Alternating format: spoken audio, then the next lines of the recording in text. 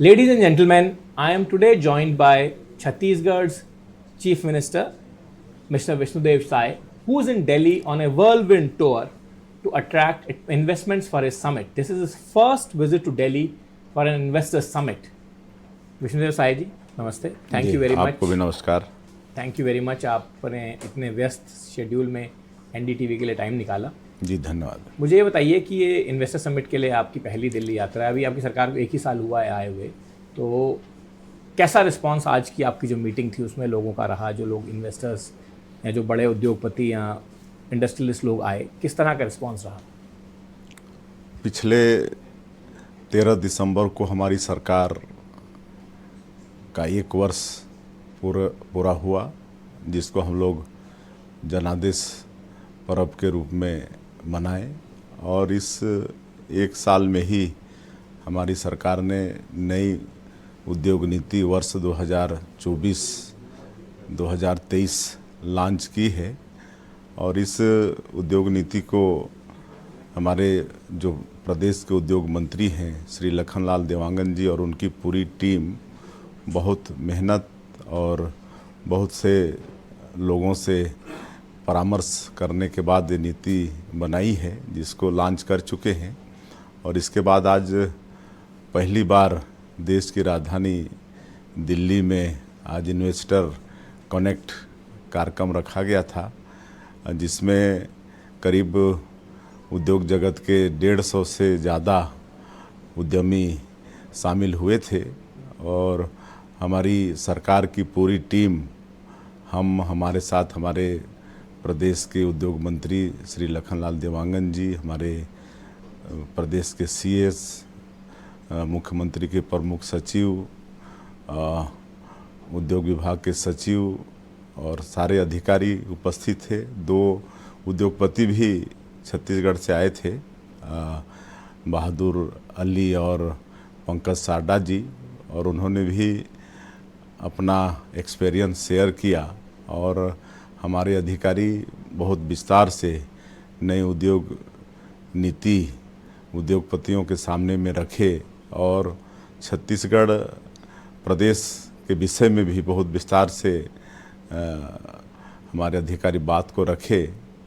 और हमारे जो उद्योगपति आज शामिल हुए थे इस इन्वेस्टर कनेक्ट प्रोग्राम में, उनको बहुत अच्छा लगा. हमारी उद्योग नीति भी अच्छी लगी, हमारा प्रदेश भी अच्छा लगा. और चूँकि छत्तीसगढ़ राज्य एक बड़ा सुंदर राज्य भी है, जो खनिज संपदा से, वन संपदा से भरपूर है. वहाँ पर लोहा है, कोयला है, गोल्ड भी है, डायमंड भी है, टीना है, अभी लिथियम भी वहाँ पर मिला है. और सैकड़ों तरह के वनोपज भी हैं. आज 44% भूभाग वनों से आच्छादित है. वहाँ की मिट्टी भी उर्वरा शक्ति से भरपूर है, मेहनत कश किसान लोग हैं. तो बड़ा सुंदर प्रदेश है और उद्योग के लिए बहुत उचित वातावरण है.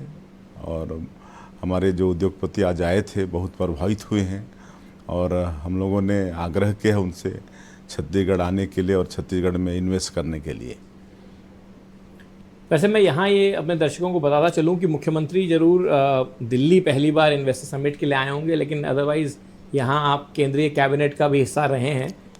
Before you became the chief minister, आप you were minister of state in Mr Modi's cabinet here जी. एंड दिल्ली के एक्सपीरियंस की कोई कमी हो ऐसी बात नहीं है. दूसरी बात मैं आपसे पूछूंगा मुख्यमंत्री जी कि इन्वेस्टर समिट को लेकर के राज्यों में कंपटीशन है. प्रधानमंत्री मोदी का भी कहना है कि ये कंपटीशन होना चाहिए, राज्य कॉम्पीट करेंगे तभी जाकर के लोग इन्वेस्ट करने के लिए वहाँ जाएंगे.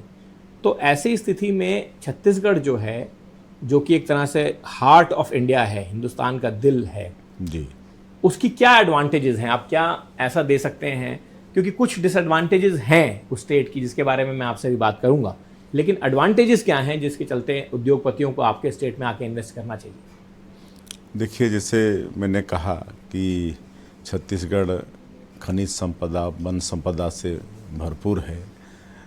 अनेकों तरह के मिनरल्स वहाँ पर हैं. वहाँ पर सरप्लस बिजली है, पानी है, वहाँ पर लेबर हैं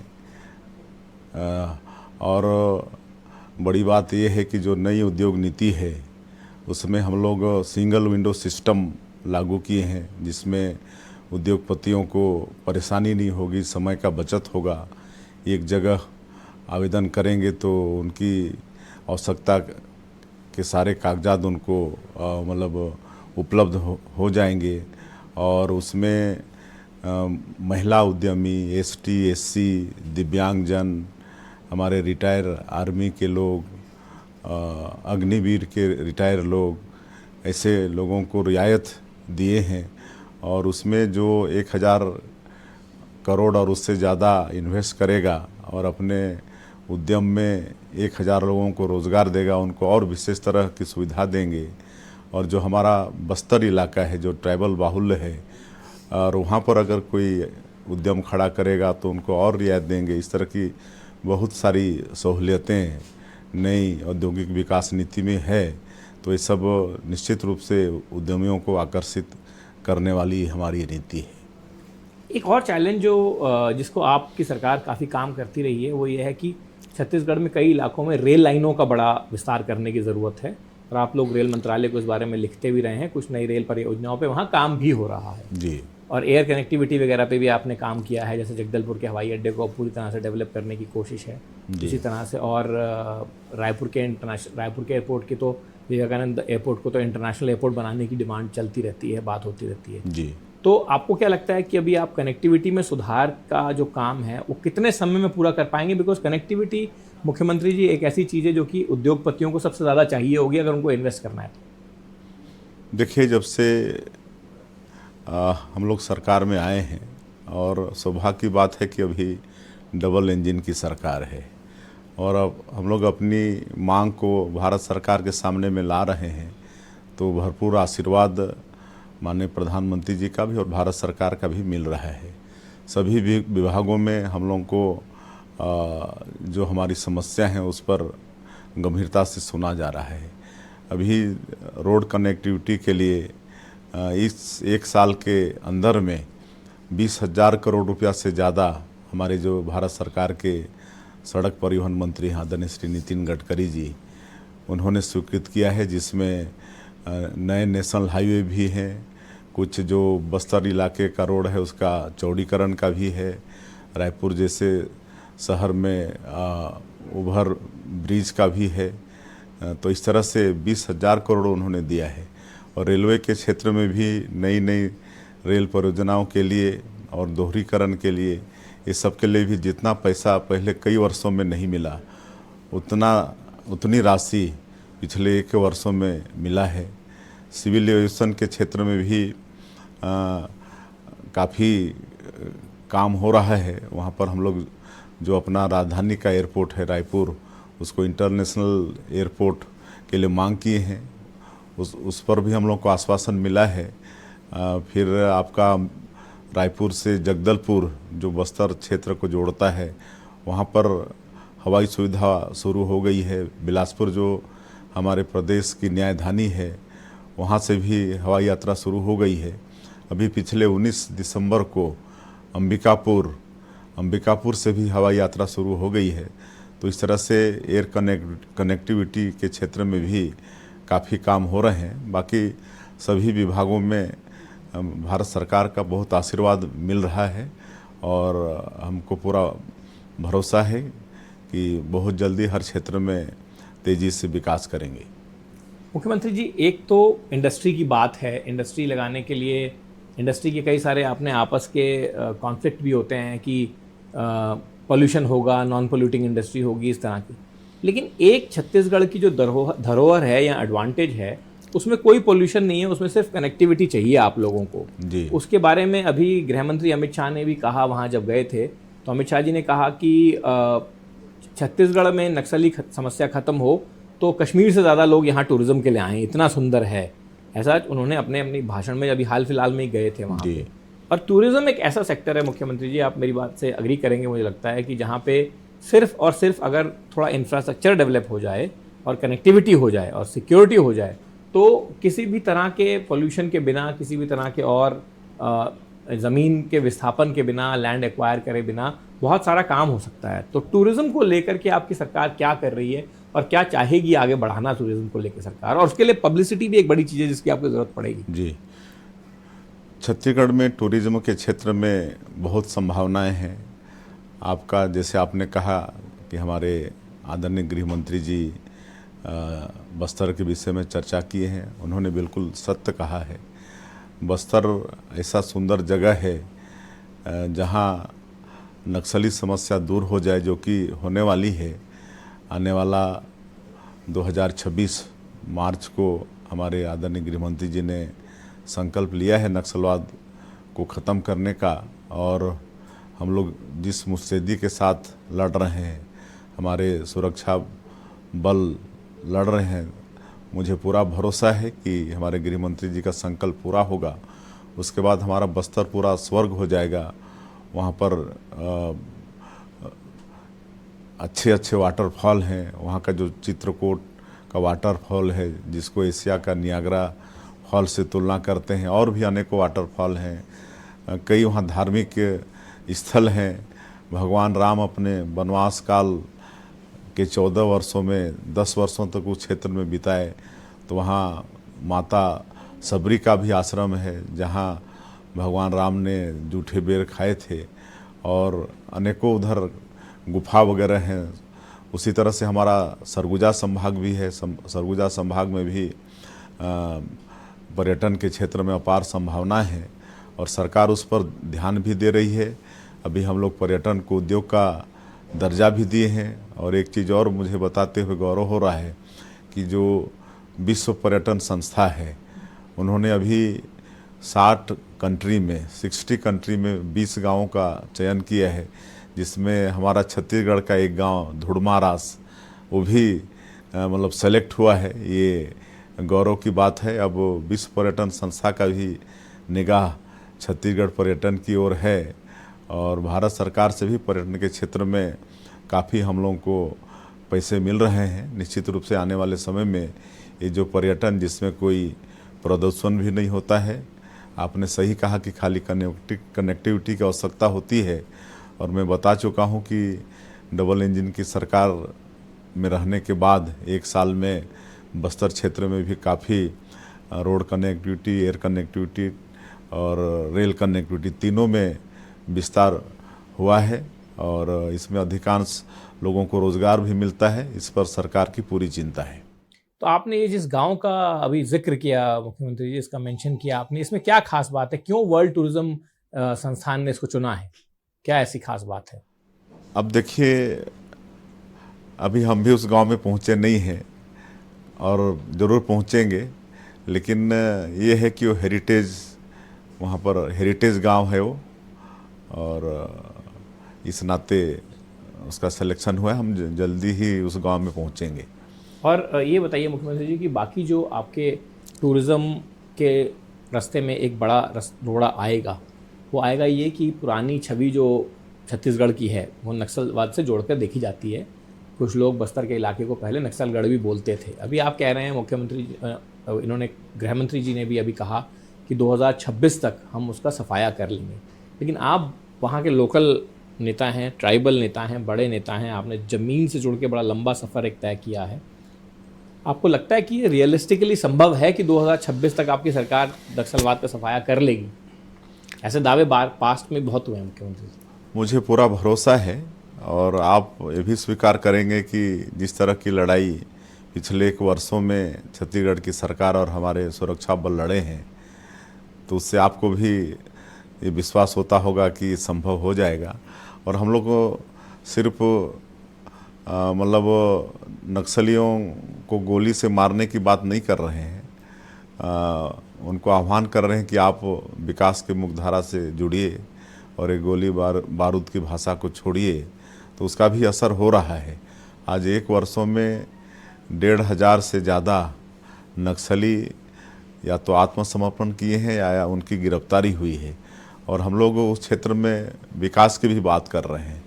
आज नियद नेलानार योजना, नियद नेलानार गोंडी भाषा में है, जिसका हिंदी अनुवाद है आपका अच्छा गांव।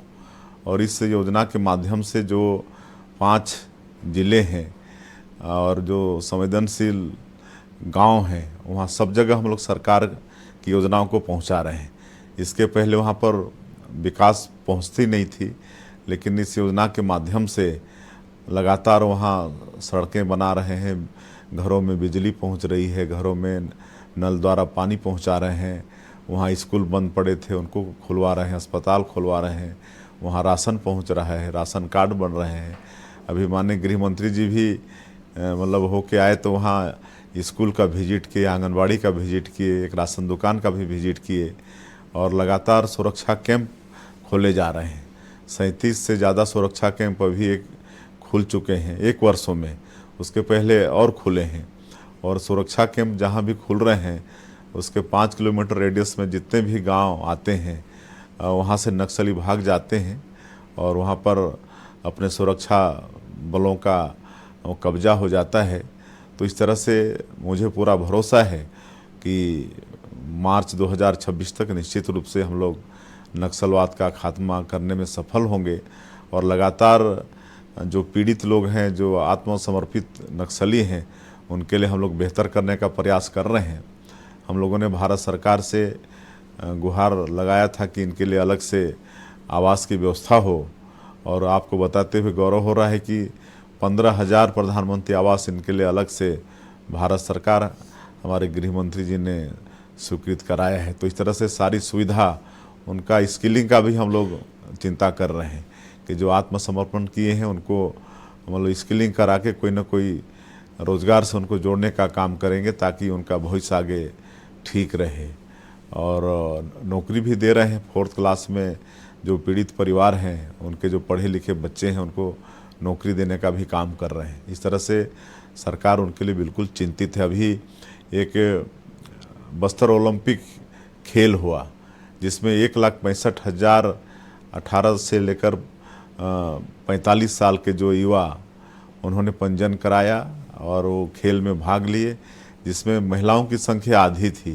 तो आप इससे अंदाज़ा लगा सकते हैं कि उस क्षेत्र के युवा लोग भी और लोग भी नक्सलवाद से मुक्ति चाहते हैं और विकास की मुख्यधारा से जुड़ना चाहते हैं। मुख्यमंत्री जी, एक बार बताइए, आप खुद ट्राइबल हैं, इसलिए मैं आपसे और ये सवाल पूछता हूँ कि ऐसा तो कहीं नहीं कि कहीं विकास के ज़्यादा ज़ोर से पुश करने की वजह से या सिक्योरिटी कैंप्स की ज़्यादा पुश करने की वजह से कुछ ट्राइबल लोगों का नुकसान हो जाए? नहीं, ऐसा बिल्कुल नहीं हो रहा है। आज सुरक्षा कैंप में भी, एक सुरक्षा कैंप में रात बिता के आया, गांव वालों से मिला और लगातार उनसे संपर्क हमारा है। सब सरकार के जो कदम उठ रहे हैं उससे खुश हैं। सब जगह विकास पहुंच रहा है, राशन पहुंच रहा है, सड़क, बिजली, पानी सब पहुंच रहा है, तो लोग खुश हैं। अब एक पर्सनल सवाल आपसे कर लेता हूँ मुख्यमंत्री जी। एक टाइम था जब आप MP थे और आपका जो घर है वो माना जाता था एक तरह से एम्स का रिजर्वेशन सेंटर, कि जो भी जिसको भी एम्स में बुकिंग चाहिए हो, all India institute of medical sciences में, वो आपके घर में आके ठहर जाता था और आप वो सारे बंदोबस्त करवाते थे। तो बतौर मुख्यमंत्री भी वो कार्यक्रम चल रहा है कि यहाँ वो जिम्मा शासन ने ले लिया है? देखिए, 1999 में पहली बार जब हम सांसद के रूप में चुन के भारत के पार्लियामेंट में पहुँचे तो उस समय श्रद्धेय अटल बिहारी वाजपेयी जी देश के प्रधानमंत्री थे और उस समय पूरे देश में अकेला एक ही एम्स होता था दिल्ली में, और इतना लोड होता था, देश भर के लोग यहाँ पर इलाज कराने आते थे और स्वाभाविक है कि हमारे क्षेत्र से भी आते थे। और उस समय सांसद के नाते लोग भरे रहते थे। और जब हम 14 से लेकर 19 के बीच में माननीय नरेंद्र मोदी जी के पहले शासन के कार्यकाल में MOS के रूप में काम किए, तो उस समय तो जब सांसद थे तब भी इनके लिए अलग से रूम की व्यवस्था किए थे, अलग से इनके भोजन की व्यवस्था करते थे। तो भारी संख्या रहती थी इलाज कराने वालों का। लेकिन उस समय हम लोग आग्रह किए थे आदरणीय प्रधानमंत्री तत्कालीन अटल बिहारी वाजपेयी जी से कि प्रदेश प्रदेश में भी एम्स खोला जाए, ताकि मतलब ये जो लोड है यहाँ का दिल्ली के एम्स में वो थोड़ा कम होगा। तो उसी साल उन्होंने 6 एम्स की स्वीकृति दी थी, जिसमें एक एम्स छत्तीसगढ़ में भी था और आज वो रन कर रहा है और बहुत अच्छे से रन कर रहा है। तो आज भी मैं जब मुख्यमंत्री के दायित्व में हूँ तो रायपुर में कुनकुरी सदन अलग से बनाए हैं। कुनकुरी सदन में हमेशा प्रदेश के लोग और विशेषकर हमारे जसपुर ज़िले और हमारे विधानसभा के जो बीमार जन हैं वो आते हैं और वहाँ हमारे लोग लगे हैं। उनको मतलब किसी भी तरह से बीमारी के इलाज में परेशानी नहीं हो तो सारा लाइन अप करते हैं और सरकार की जो योजना है स्वास्थ्य के लिए उन योजनाओं का लाभ भी दिलाते हैं। और ये मेरी एक तरह से हॉबी भी है, इसको करके हमको बड़ा सुकून भी मिलता है, इसलिए आज भी वो काम जारी है। मुख्यमंत्री जी, एक राजनीतिक सवाल पूछ लेता हूँ आपसे। आप राजनीतिक लीडर हैं तो एक राजनीतिक सवाल पूछना ज़रूर बनता है मेरा। हाल फिलहाल में पार्लियामेंट में बहुत हंगामा मच गया इस बात को लेकर के कि अमित शाह जी जो बोले अम्बेडकर जी को लेकर के उन्होंने बहुत उनके इंसल्ट कर दी, उनकी जो है उनकी भाषा और उनकी शैली को लेकर बड़ा कोहराम मचा हुआ है सब तरफ से। भाजपा का ये कहना है कि उनकी जो स्पीच है उसका एक सेलेक्टिव हिस्सा निकाल करके उसको फेंका जा रहा है सब तरफ, ये करने के लिए कि लोगों को उससे आक्रोशित करने के लिए, और ऐसा कोई इरादा गृह मंत्री का नहीं था। आप खुद एक ट्राइबल लीडर हैं, क्या कहना चाहेंगे आप इसके बारे में? देखिए, जहाँ तक बाबा साहब भीमराव अंबेडकर के सम्मान की बात है, मैं समझता हूँ आज देश को आज़ाद हुए 75 साल हो गए और बाबा साहब भीमराव अंबेडकर हमारे संविधान के निर्माता हैं। तो आज जितना उनका सम्मान भारतीय जनता पार्टी के सरकार में हुई है उतना कांग्रेस की सरकार में नहीं हुई है। चाहे श्रद्धेय अटल बिहारी वाजपेयी जी हों, चाहे आदरणीय नरेंद्र मोदी जी हों, कांग्रेस ने तो इतना तक कि जो देश का पार्लियामेंट था वहाँ इनका चित्र तक भी नहीं लगाया था। और लगातार उनको जब वो जीवित थे तो अपमान करने का ही काम कांग्रेस पार्टी ने किया। लेकिन जब हम लोगों की सरकार आई तो जो इनके जन्म, शिक्षा, दीक्षा और निर्माण, ये सब जगह को पंच तीर्थ के रूप में स्थापित करने का काम हमारी भारत सरकार ने आदरणीय नरेंद्र मोदी जी ने किया। आज मध्य प्रदेश में मऊ जो इनका जन्म स्थली है, लंदन में इन्होंने शिक्षा प्राप्त की, वहाँ को भी स्मारक बनाया गया है। और बॉम्बे, दिल्ली, पुणे जहाँ भी इनका वो हुआ शिक्षा, दीक्षा, ये सब निर्माण, वो सबको पंच तीर्थ के रूप में आज हमारी सरकार ने स्थापित करने का प्रयास किया है। तो आज पूरी बात देखना चाहिए। हमारे माननीय गृह मंत्री जी ने क्या कहा है, ऐसा हो ही नहीं सकता कि हमारे लोग बाबा साहब भीमराव अम्बेडकर का अपमान करें। संसद में इस बार कुछ ऐसी घटनाएं हो गई कि धक्का मुक्की की नौबत आ गई और फिजिकल लोग हो गए, और आपके दो भाजपा के साथी तो अस्पताल भी पहुंच गए, और कांग्रेस वालों का भी कहना था कि उनके नेता जो खड़गे जी हैं उनके ऊपर भी हमला हुआ। तो आपको लगता है कि दुर्भाग्यपूर्ण है, एक बार सबको पीछे होकर के सोचना चाहिए कि संसद को किस दौर से गुजरना पड़ा? बिल्कुल, ये तो दुर्भाग्यपूर्ण ही है। देश का पार्लियामेंट सबसे बड़ी पंचायत है, न्याय का मंदिर है, और लाखों लोगों के प्रतिनिधि के रूप में यहाँ पर सांसद बन के आते हैं। और आज हमको लगता है कि कांग्रेस और इंडी के लोग लगातार हार से बौखलाए हुए हैं और इस तरह से अमर्यादित आचरण करते हैं, जो कि लोकतंत्र के लिए किसी भी सूरत में अच्छा नहीं है। इस तरह से मतलब नहीं करना चाहिए। मुख्यमंत्री जी, आपने इतने व्यस्त कार्यक्रम के बीच में से एनडीटीवी के लिए समय निकाला, इसके लिए आपका बहुत बहुत धन्यवाद। जी, आपका भी धन्यवाद।